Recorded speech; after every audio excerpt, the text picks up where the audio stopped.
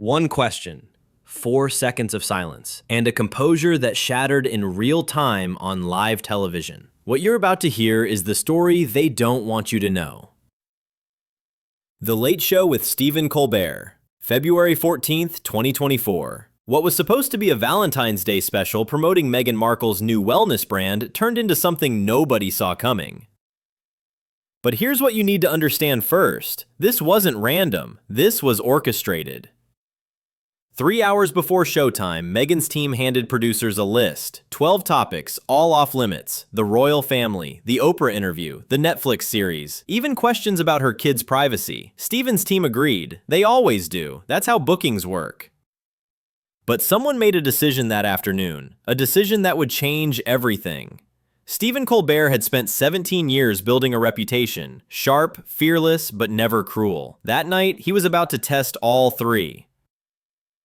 The audience had no idea. They came for laughs, celebrity gossip, maybe a cooking segment. Instead, they got a masterclass in how quickly power dynamics can shift when someone refuses to follow the script. Meghan walked out at 6:47 p.m. Designer dress, perfect smile, confidence radiating. She'd done this 1,000 times. Oprah, Ellen, The View. She knew how to control an interview.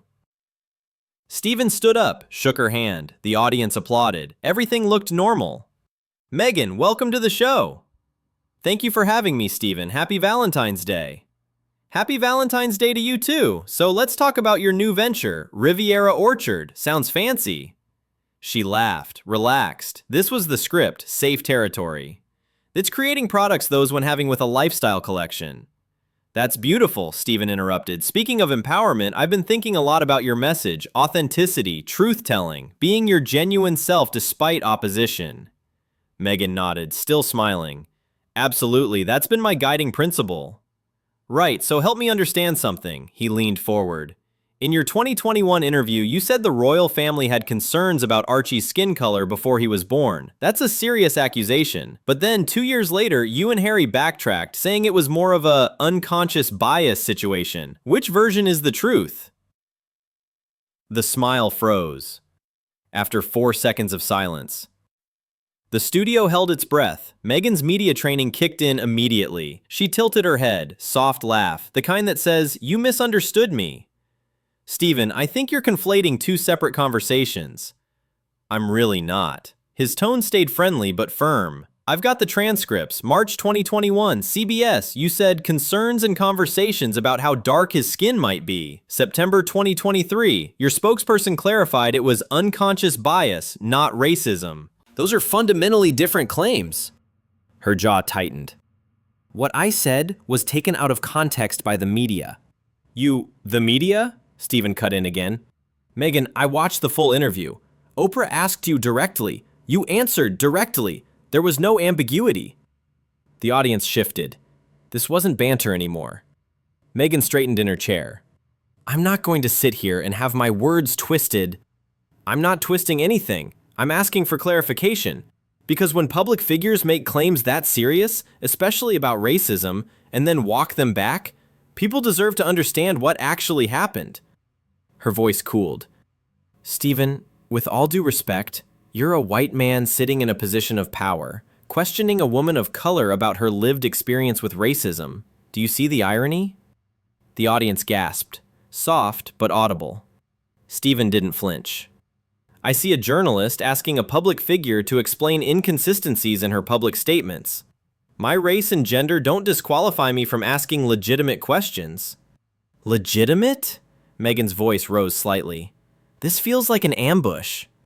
An ambush would be surprising you with information you didn't know existed. I'm asking about your own words. Words that have been weaponized against me for years. Or words that deserve scrutiny because they shaped public opinion about an entire institution. Meghan looked off camera, toward her publicist in the wings. The cameras caught it, that brief moment of panic, the realization that this wasn't going according to plan. She turned back to Stephen. We agreed on topics before this interview. Merlin, we agreed you'd promote your brand. We never agreed I wouldn't ask follow-up questions about ongoing public discourse. Public discourse? Her laugh was sharp now, defensive. You mean the tabloid circus that's been torturing my family? I mean the interviews you chose to give, the documentaries you chose to produce, the book your husband chose to publish. You can't selectively engage with media when it suits you and then claim victimhood when you're asked to defend your narrative. The studio fell silent. Meghan's hands gripped the armrest. I don't have to defend anything to you. Stephen leaned back. You're right, you don't. But you're sitting in that chair by choice. You accepted this interview, and respectfully, if your story can't withstand basic questions, maybe the issue isn't with the questions. Her face flushed. You have no idea what I've endured. I'm not questioning your pain. I'm questioning your consistency. That's when her voice changed. Lower, colder. This interview is over. Stephen didn't move. Meghan, we still have 12 minutes left. I don't care. She reached for her lapel mic, fumbled with the clip. This was supposed to be a respectful conversation. It is respectful. Accountability isn't disrespect. She stood up. The audience didn't know whether to react. Some people started clapping, confused, supportive, uncertain. Others sat frozen. Stephen stood too. If you walk off this stage, you're proving exactly what critics have said about you. Meghan froze, turned back to him. Excuse me? That you can't handle pushback, that you operate in an echo chamber where everyone validates your version of events, and the moment someone asks for evidence, you shut down. Kang, her eyes narrowed. You don't know anything about me. I know what you've shown the world, and right now, you're showing millions of people that you'd rather run than engage. Engage? Her voice cracked. You call this engagement? This is a hit piece disguised as journalism. No, Meghan. A hit piece is making things up. I'm quoting you. There's a difference. She stepped closer to his desk. The camera zoomed in instinctively. Let me tell you what the difference is, Stephen. The difference is that when you make a mistake, when you contradict yourself, when you say something that doesn't hold up under scrutiny, you get to laugh it off, make a joke, move on. But when I do it, I'm a liar. I'm manipulative. I'm scheming. Stephen's expression softened slightly. That's not what I'm saying. It's exactly what you're implying. Her voice shook now. Anger, hurt, something raw. You sat there and dissected my trauma like it's a logic puzzle. Do you know what it's like to have your entire existence questioned? To have strangers debate whether your pain is real? I don't. But I do know what it's like to hold powerful people accountable. And you are a powerful person, Meghan. You have platforms, influence, millions of followers. That comes with responsibility. Responsibility? She laughed bitterly. I have more responsibility than the institution that protected predators? More than the family that leaked stories about me to save themselves? More than the media that stalked my mother? That's not what I said. But it's what you meant, her voice echoed through the studio. Because somehow, I'm always the problem. Not the racism, not the sexism, not the system that chewed me up and spit me out. Me. I'm the villain because I dared to speak up. Wilmington exhaled slowly. Meghan, I think you're conflating criticism with persecution. And I think you're conflating journalism with cruelty. This had stopped being entertainment. It was real, uncomfortable, the kind of tension you can't look away from. Stephen spoke quietly. I'm sorry you feel attacked. That wasn't my intention. But I stand by every question I asked. Meghan stared at him. Of course you do. Southeastern. Their turn toward the exit. Meghan. Done, Stephen. And she walked off. No dramatic pause, no final statement. Just the sound of heels clicking on the stage floor. The camera followed her until she disappeared into the wings. Stephen stood alone at his desk. The audience didn't know whether to applaud. For 5 seconds, nobody moved. The audience stared at the empty chair. Stephen stood at his desk, watching Meghan disappear into the wings. Then, something unexpected happened. She stopped. Just beyond the camera's view, Meghan froze. Her publicist whispered something urgent, and slowly, she turned around. The audience gasped as she walked back onto the stage. Stephen's expression shifted. Meghan, no. Her voice was quieter now, but sharp. You want accountability? Fine. Let's talk about it. She didn't sit. She stood beside the chair, arms crossed. You asked about the skin color comment. Here's the truth, Stephen. Both versions are true. Because racism isn't always a slur. Sometimes it's a joke, a concern disguised as care, something that makes you feel small, but you can't prove malice.